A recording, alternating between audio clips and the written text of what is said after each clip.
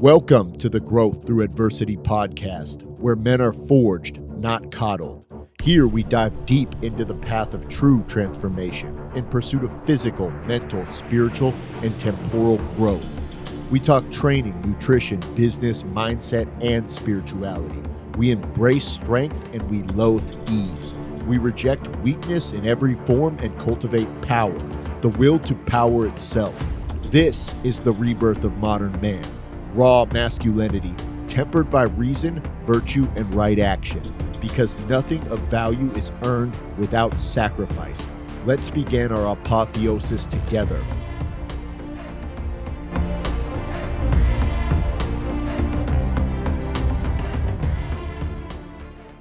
Welcome to another episode of the Growth Through Adversity podcast. This morning, we are going to be talking about the fat loss pyramid and what actually matters in fat loss and what is just like marketing and a fucking myth. Because when I start working with people, I see a lot of people have misconceptions about what's actually important when it comes to fat loss. So we're just going to break it down. I have my pyramid basically, which is a hierarchy of importance for fat loss. So if you want to focus on fat loss, these are the things that you should focus on, and then we'll go through some of the dumb shit that people think matter that doesn't actually matter for fat loss.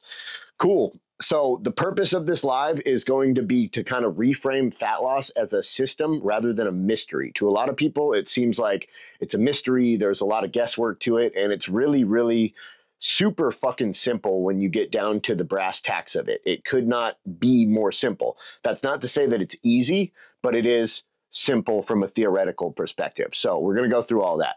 And we're going to show why most people just waste their energy on low impact bullshit and never really get the results that they want because they don't focus on the high impact shit that actually moves the needle and actually matters. And we're going to give you a crystal clear blueprint to follow immediately. So I want you to be able to walk out of this live and be able to start utilizing the tools that you learn here tomorrow to start losing the weight that you want to lose. And more importantly, like, I hate the term weight loss. We're talking about fat loss. You don't want to lose weight. You don't want to lose muscle. Water doesn't really matter. You want to lose body fat. So that's super important, and that's not something you're going to find in fad diets or in any of the fake shit that we go through later in this. Cool. So number one, what actually moves the needle? Number one in the pyramid of importance in my hierarchy of fat loss is a calorie deficit. So that's it, man. It's calories in, calories out. The science says you lose fat by consuming fewer calories than you burn. I'm reading that right out of a quote out of a fucking textbook.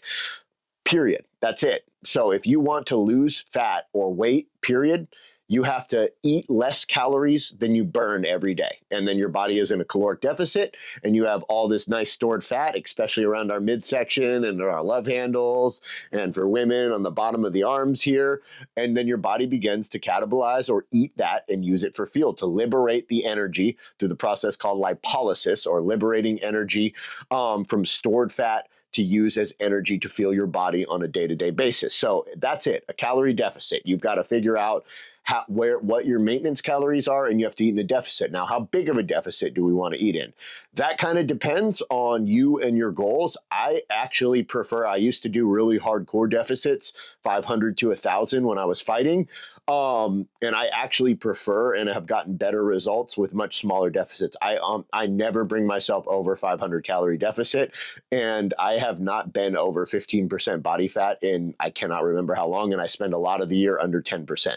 So you don't need to be fucking starving yourself and killing yourself. And I retain a lot more muscle when you do smaller calorie deficits. So that's kind of the trade-off. If you're doing these big, massive deficits, yes, you're going to lose fat faster. You're also going to chew up some muscle in that process, which we really don't want because we work really hard for our muscle, and our muscle is useful in both athletics and just it's appealing on a visual standpoint, and it's good for our health. So we don't want to lose our muscle.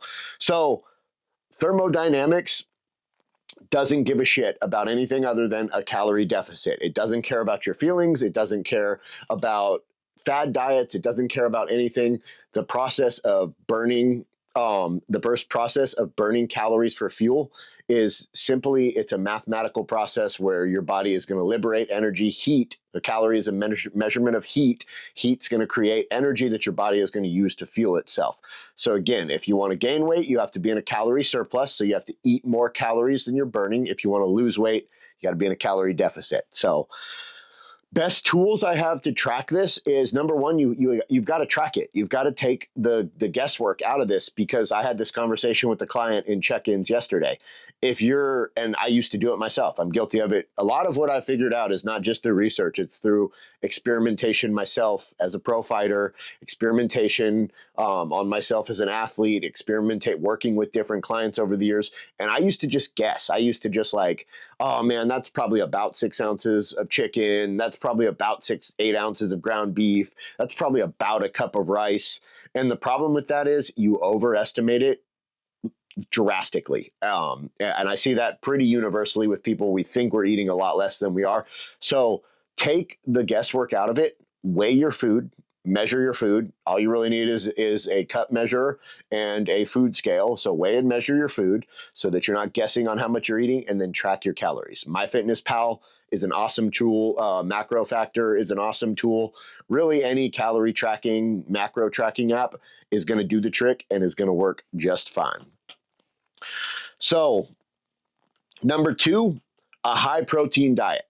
We need to eat somewhere between 0.8 grams to about 2 grams of protein per pound of body weight when we're cutting, when we're in a deficit. So you don't have to eat that much protein, especially on the higher end of that, when you're bulking, because your body's not starved. And if you're in a calorie surplus, your body's not starved, your body's not stressed, it's not going to waste muscle. It has no metabolic signaling telling it to burn off muscle, because there's no stress there, indicating that it should reduce its size and it should get rid of some of this muscle and it should get rid of some of this mass. Now, when you're in a deficit, it's getting all of those signals. Your body's panicking. You don't really need excess muscle to survive, so your body doesn't mind chewing it up and using it and getting rid of it, because it takes a metabolic demand. Every pound of muscle you have burns about 3 calories a day, 4 calories a day. So it's having a demand, and it's not really a necessary demand. So your body will burn it.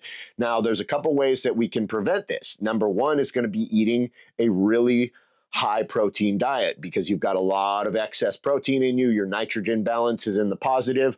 So your body is at least going to retain the muscle mass you have, and quite possibly maybe will build a little bit of muscle if you're not in too big of a deficit.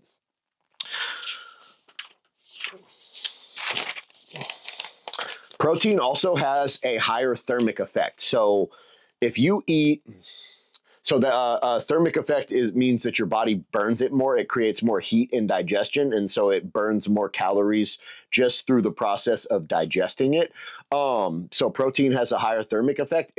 What it comes down to is that for about every 100 calories of protein you eat, you lose about 30% of those just in the digestion process. So your body needs about 30% of those just to digest it. So carbohydrates, fats, it's relatively close. Carbohydrates are much lower. I think they're like, you only need about 10% of the energy to, it only has like a 10% thermic effect. So protein has the highest thermic effect of all. So it's going to burn a lot more calories just in the process of digesting it, which is cool because it's like a freebie, right? And then protein also helps keep you full longer. If you eat a high protein diet, you're going to feel satiated longer. You're going to not feel the compulsion to go snack. When you eat carbohydrates, they're digested.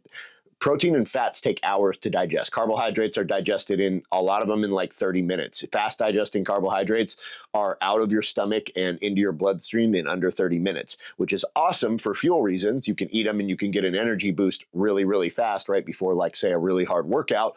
But at the same time, it sucks for staying satiated over a long duration. So protein will keep you full longer, which half of weight loss and half of fat loss is just winning the fucking mental battle that you're going to face. Anybody that's gone through a hard cut knows that. It's 90% mental. If you can just mind over matter and push through it, you're going to lose weight. I've seen some dudes on here that have done some serious fucking cuts. So you guys know what I'm talking about. So another key element to maintaining muscle mass and losing fat is going to be smart training. So that's 50% of the equation to retaining your muscle during a cut is going to be nutrition. It's going to be eating a high enough protein diet to where you're in a positive nitrogen balance and your body isn't just wasting away muscle. The other half of it is going to be training. You have to signal to your body, to your nervous system, and to your metabolism that we need this muscle. And the only way that you're going to signal to your body that that's happening is through heavy resistance training. Because if you're lifting really heavy and you're fighting and you're exerting and you're using all that muscle and you're pushing yourself to near failure or to failure in your training, then you have to retain every bit of muscle you have to move that amount of weight, and your body reads that as then muscle becomes a necessity. So a lot of this is not just training to do the damage to the muscles and repair it and grow muscles. It's training for the hormonal and the metabolic signaling that comes from training that will tell your body basically that, hey, we cannot afford to lose this muscle because we're using it every single day and we cannot live without it. The demands of our day-to-day life require us to have this amount of muscle. So you need to prioritize in a cut resistance training 3 to 5 times a week. I really like 3 days a week, 4 days a week tops, but you can push that to 5 if you really want to. The goal is going to be muscle retention, not to burn calories in the gym. You don't really burn calories. You weight loss happens, fat loss happens in the kitchen. What you're doing in the gym is building muscle and giving your body the optimal position to burn off that fat that you're burning off by being in a calorie deficit. So if you think you're going to outwork a shitty diet, if you think you can just eat whatever you want and just work harder in the gym, not going to fucking work. Not going to fucking work. Doesn't happen. Your body will adapt to it and it'll just slow the metabolism down and bad shit will happen.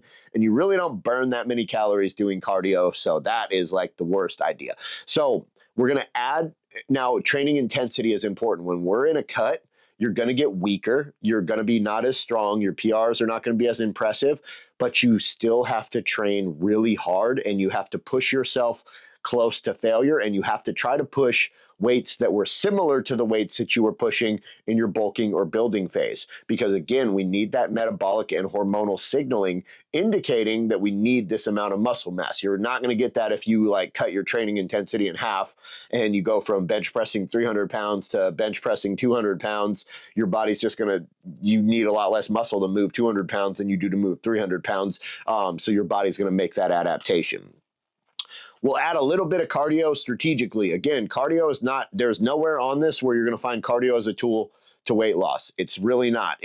We want, so NEAT, non-exercise activity-based thermogenesis is going to be all the calories that you burn. That's a fucking crazy word. Is going to be all the calories that you burn through just your daily activity, movement, things like this. Moving my arms requires calories. So we're going to have higher NEAT. So we want to move around more, be a little more active throughout our day. We want to get our 10K steps. That's a couple extra 100 calories right there. And there's a thermic effect. You're burning more muscle or you're burning more fat over time because you have a higher energy demand. And then a little bit, maybe a couple days a week of either some HIIT or some zone 2. I prefer zone 2. It's easier on your muscle mass and your joints. Cardio just to increase the deficit a little bit and to keep your heart healthy and to keep your body healthy, but it's not our main tool or mechanism for fat loss. Again, cardio is not a tool. Lifting is a tool for fat loss. So number 4, sleep and stress management. Chronic stress equals elevated cortisol. If you have elevated cortisol, I just had this conversation with a client yesterday, you're going to have increased hunger and you're going to have increased fat storage. So it's going to have basically the opposite effect. Cortisol can increase from any type of stress. It can increase from overdoing cardio. It can increase from just having stress in your life, and it can increase from not sleeping enough. So you've got to maintain your stress levels and keep your cortisol relatively low. So poor sleep reduces leptin and raises ghrelin. These are two hormones that occur in your stomach that signal whether you're hungry or you're full. And obviously, ghrelin is the one that tells you you're hungry. Leptin is the one that tells you you're full. So if your ghrelin goes through the roof and your leptin's suppressed, then you're going to be hungry and you're going to be doing the fucking midnight snacking, middle of the night, getting in the refrigerator and eating some bullshit you shouldn't be eating. And also when these are high, you crave high threshold energy-based food. So you crave all the garbage that you really shouldn't be eating. So sleep 7 to 9 hours a night is non-negotiable. Like that is really what your target should be. Anything less than that, and it's going to affect your fat loss. There was, again, I've talked about it before, there was a study where the only variable, they had two groups, they did the same training, they had the same diet, they had the same nutrition, the same deficit. The only difference was one group slept 6 to 7 hours a night, the other group slept 8 to 9 hours a night. The group they lost the same amount of weight, but the group that slept more lost like 70% more weight from fat versus from muscle. The other group lost the same amount of weight, but it lost a lot more weight from muscle. So that tells you a lot. Number 5, last one, daily execution and consistency. Small wins repeated daily. Like people get focused on the big goal too much, and it's important to have big long-term goals, but you've also got to have these shorter, small-term goals, and you got to focus on your daily wins, hitting your caloric goals, hitting your protein goals, making it to the gym every day. That's what's going to ultimately produce the desired results and changes that you want to your body. So adherence to a program. Like you're going to have a program. You're going to have to plan this out. It cannot just be guesswork, and you're going to have to adhere to it. Like I tell people, I look at my clients and literally their results are I get a compliance score number, right, for every client. So it gives me 3 numbers. It gives me a 7-day compliance, a 30-day compliance, and a 90-day compliance in the app. And it pops up on a dashboard right when I open it up to check on everybody. Clients that are getting the amazing results that are turning into my before and after photos that you see all over my Instagram, they're probably fucking annoying at this stage because I post so many of them, but I'll never stop posting them because it's clients fucking winning. Those are always 100% of the time above 90% compliance on all 3 of those numbers usually. So, and then clients that aren't getting the results as fast, or it's delayed, or it's like undulates, they get some results and then they have a regression and then they get some results and it's kind of just like, it's like a constant fight. Their compliance numbers are low. So, and I'm just saying that because it's the truth, you know what I mean? So and I'm not saying it has to be my program, but you have to get on a program and that works, that's not fucking bullshit, not a fucking scam, that works, and you have to fucking comply with it. You have to adhere to it diligently and militantly, because the results that you're going to get are going to be directly proportional to how well you comply with the program. That's how this shit works. Awesome. So let's move into section 2. Shit that doesn't move the needle. Fucking fake science, man. The trap door that everybody falls through. All right, so this just should go without saying. Waist trainers and sauna belts. Come on, you're just sweating out water. Anything where you're just sweating a lot, sweating does not mean you're losing fat. Because you're sweating a lot does not mean you're losing fat. It means you're losing water. It means your body's really fucking hot and it's trying to cool down. So yeah, the whole sauna belts, sauning, and waist trainers, like I'm going to squeeze my belly really tight and lose fat. No, you're not. It's not going to work. Bullshit. Has 0 impact on abdominal fat loss in every study that's ever been done. So now, sauna has some good benefits from a health standpoint, so I'm not saying don't sauna, but don't go in the sauna and think you're losing weight. Because, you're losing weight. You'll get out 10 pounds lighter. Believe me, I've lost like probably 20 pounds in a sauna in fucking a couple days. But it's all water weight, and I can one good night of eating and drinking and it's back up, and then we go fight and everything's good. So detox teas and juice cleanses, the dumbest shit in the world. Luckily, I think this is kind of like, this was the 90s, early 2000 craze. I don't hear this as much anymore. Every once in a while it still pops up. So they're just diuretic. Okay. They make you lose a lot of water. They make you shit a lot. You know what I mean? It's not real weight loss. There's no evidence of a detox effect. So evolution, 4 billion years of evolution has given you 2 sets of organs, a liver and 2 kidneys that are more efficient at fucking detoxifying your blood and your fluids than any fucking silly ass little fucking juice cleanse pill that you can buy at GNC for $99 or whatever fucking scam they're running. Your liver and your kidney are amazing organs. You do horrible things to them. You do a fucking shit ton of drugs, alcohol when we're young, and you fucking survive it all, and your body put poison after poison in, and your kidneys and your liver fucking filters that shit out. perfectly to where it has zero fucking long-term effect on you if it's not done to crazy fucking excess, right? So trust your kidneys and your liver. They're way better detoxifiers than fucking green tea. So yeah, juice cleanses, detox teas, garbage. Save your money. All right, fat burners. So this one gets a little bit weird. So the shit that you buy over the counter is just caffeine and herbs, and it doesn't do anything. It will give you a small metabolic boost, but studies have proven that it's maybe like 100 calories a day. And it also will raise, super high doses of caffeine over time will raise cortisol and will have that reverse effect on fat loss that we've already talked about. So definitely not a good long-term strategy, right? So now, those are your common over-the-counter ones. Now, I am going to go through two classes of drugs that actually do help with weight loss, but one of them is relatively safe but has some gnarly side effects. The other one is pretty fucking dangerous, and I highly don't recommend. So, number one, the GLP-1 agonist. So GLP means glucagon-like peptide 1. That's a hormone that increases insulin release when glucose is high. It slows gastric emptying. It reduces appetite and food intake. And it lowers your blood sugar. So these really do fucking work. But the problem is they also inhibit protein synthesis. So if you're lifting weight and you're trying to lose fat, so what I tell people, and obviously I'm not a doctor, so don't take any medical advice from me, but what I tell people is if you're morbidly obese and you're having health effects from being morbidly obese and you don't know where to get started, the GLP-1 agonist honestly can help you lose that first bit of weight. But we're talking people that are like over 300, over 350, that are like morbidly obese, maybe considering a gastric bypass surgery, maybe want to try something else first. That's who the GLP-1 agonists are good for, and they will help you fucking lose weight. They definitely will. They do inhibit protein synthesis, and they do have some other side effects.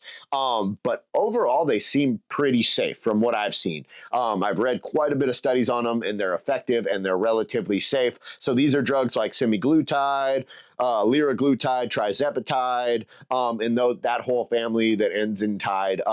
Retatrutide is the newest one, and it's not a traditional GLP-1 agonist, and it's outperforming the older GLP-1 agonist, so it's probably the future of this class of drugs. But like I said, they definitely work, but at the same time, there is a price with it, and mainly it's going to be really hard to build muscle, and it's going to be really hard to maintain muscle while you're on a drug like that. So number two, this one is one I run into all the time. Clenbuterol. So it's a beta-2 adrenic agonist, adrenic agonist, sorry, adrenic agonist. It was originally developed as a bronchodilator for asthma, and it's not FDA approved for human use in the US right now. Now, that doesn't stop people from using it. A shitload. This is very common. Commonly used in the bodybuilding communities and for cutting phases in athletics. A lot of athletes are using Clen to cut weight. Now, Clen is not safe, definitely not safe. How it works, and it does work, it stimulates the beta-2 receptors and it increases your body temperature and basal metabolic rate. So basal BMR is your resting metabolism. It is the amount of calories your body burns in a resting state just to maintain your organs and your tissues functions and your basic living functions, right? So Clen is going to boost that up, so you're going to burn more calories at rest, and you're going to have faster fat loss. It also mobilizes fat stores. It promotes lipolysis, or the breakdown of fat from stores stored in cells for energy. It helps shift the body into a more thermogenic state. So it actually raises your fucking body temperature substantially. This is one of the ways why it's dangerous, because it's very easy to overheat and it causes a lot of cardiac stress, but it raises your body temperature like permanently the entire time you're on it, which helps you burn more and more calories per day. So it will also suppress your appetite. It will reduce hunger, and adds a little bit more caloric control. It's not nearly as good of an appetite suppressor as the GLP-1 agonists are, but it does suppress the appetite. And it has a mild anti-catabolic properties, meaning that it will prevent muscle loss and preserve it, unlike the GLP-1 agonists. So now that's all great and dandy. Now I'm going to run you through, because like I said, I do not recommend this for anybody, but I know athletes are going to use it. So here's what you need to know about major risks and side effects. So just the basic stuff you're going to get, it's like, I mean, it's a stimulant. Basically, it's speeding your body's processes up. So you're going to get all those unfun stimulant effects. You're going to get jitters, anxiety, insomnia, high blood pressure, heart palpitations, all that good fun stuff. Now, the really long-term dangerous stuff that can kill you that it can do is it can lead to heart enlargement, because your heart is beating so fast all day, every day. It's thumping away. Heart's a muscle. The heart's going to hypertrophy or grow. When the heart hypertrophies, it's not a good thing. It's not like when our muscles do, because then it can not pump as much space because everything's tighter and all the muscles are ground together, right? So we don't want that. It can cause an arrhythmia, and it can cause cardiac damage with long-term effect. Now, this is truly typically seen when it's abused, although not necessarily. People have died from this shit and without abusing it. So, like I said, athletes have been using it for years. Athletes are going to continue to use it. I just want to give you guys the tools to make an intelligent decision and know that it is one of the drugs that most drugs, performance-enhancing drugs, aren't going to kill you on the spot.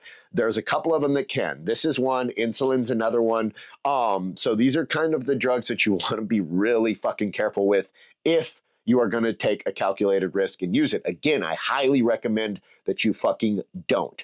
But I also know that people don't give a shit what Ragnar recommends, and they're going to do what they're going to do, which is cool. So I'm going to give you the ability to make an intelligent decision and to know through the things that you need to watch for. You need to watch your blood pressure. You need to watch your heart health. You need to get your blood work done. You need to get your heart checked out for any arrhythmias or anything weird before you even consider doing something like this, and try to make it as safe as possible, because I don't want to see you guys hurt yourself. But other than that, so we're going to move right on. Like I said, I just wanted to gloss over those because we're talking about fat loss, and those are going to come up in the gym culture world. So now another fake science thing is over-focusing on supplements. So creatine, whey, fish oil, they're great. They're not going to be the fucking holy grail to helping you lose weight. Fat loss doesn't depend on pills. It depends on a caloric deficit. That's it. So chasing supplement stacks is a distraction from creating real tangible habits that will help you lose weight. So micromanaging your meal timing and focusing on things like intermittent fasting. Intermittent fasting is a great way to control calories, but still you're losing weight because of caloric control. It's not some magic trick that if you only eat in this amount of time, you're going to be really skinny and really shredded. No, eating in that amount of time is going to make you eat less calories, and it's going to put you in a bigger caloric deficit. That's it. Meal timing doesn't really matter. It's secondary to meal uptake, so to total uptake. So hitting your caloric goals every day is much more important than the time that you hit them. The whole, you can't eat before bed, all of that shit, none of it really matters. You can eat at any time. What really matters is total calories in versus total calories out. So that's really all I've got tonight, and I wanted to share this because you've been lied to. Fat loss isn't really about finding the next hack. We've already figured out and we already know what works. It's about mastering the basics and the fundamentals. The fundamentals are fucking fundamental because they work, and it's about executing these fundamentals daily and staying ruthless to your standards. You don't need motivation. You need clarity, discipline, and a plan that actually works. So if you're having trouble with fat loss, go ahead and DM me Pyramid if you want my fat loss checklist, and I'll shoot it over. I'm going to be personally helping 5 people lose 30 pounds this summer, and if you're interested in learning more about that, again, go ahead and shoot me a DM that says Pyramid, and let's get this process started and start the conversation and see if we are a good fit and what I can do to help. And also, if you just have any general questions, DM me on at the beast within 9 on Instagram, and ask me any question. I'm happy to open it. I'm in my messages all the time, and I will give you the best answer I can. And again, if you want that free resource, just DM me Pyramid and just tell me, hey, I'm not looking to be one of the 5 guys that's going to lose 30 pounds working with you in coaching, but I could use the fat loss guide, and I will gladly send it over for free. But like I said, if you're really struggling and you need a custom plan, hit me up. Let's talk about it. Shoot me a DM and let's get the process started, man, because like I said, I've got room for 5 dudes who are serious about dropping 30 pounds this summer. All right, y'all. Have a good week. Again, next Saturday, we will be here same time. No idea what we're going to talk about, but it should be something fun. You guys have a great fucking weekend, and let's get the fuck after it. All right.